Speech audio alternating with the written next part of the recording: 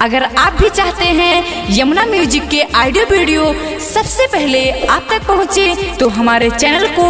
Subscribe करें और साथ ही साथ बेल आइकन को दबाना ना भूलें ताकि सभी वीडियो आप तक पहुंचे। धन्यवाद।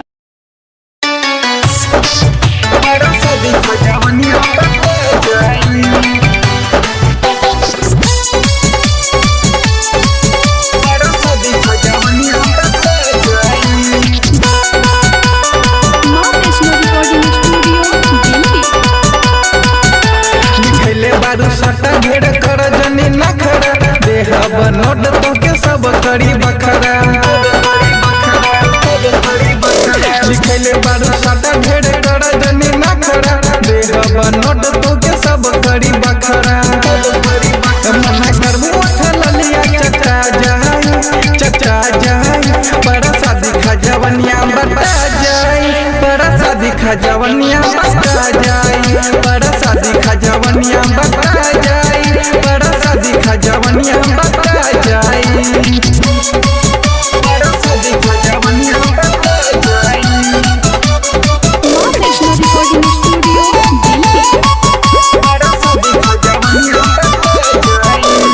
खराब चली न बहाना करबू जे छाव कदला जाई दाना ढेर भाई न खराब चली न बहाना करबू जे छाव कदला जाई दाना दुनु गाला रसगुल्ला कटा जाई पर शादी खजवनिया बता जाए पर शादी खजवनिया बता जाए पर शादी खजवनिया बता जाए पर शादी खजवनिया बता जाए पर शादी खजवनिया बता जाए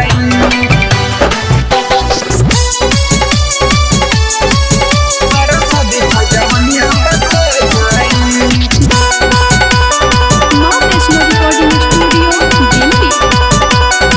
रघुनंदन राजा से चैलेंज लिखबू राइटर अवधेश से बच के न जइबू रघुनंदन राजा से चैलेंज लिखबू राइटर अवधेश से बच के न जइबू आज माइनस में प्लस सटा जाए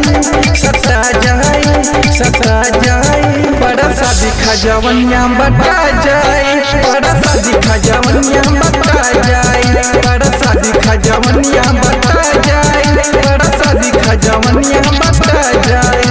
लिखले बारू साटा ढेर कर जनी ना खड़ा देहब नोट तो के सब करी बखरा मना करबू उठल लिया चचा जाए पर शादी खजवनिया बता जाए पर शादी खजवनिया बता जाए पर शादी खजवनिया बता जाए पर शादी खजवनिया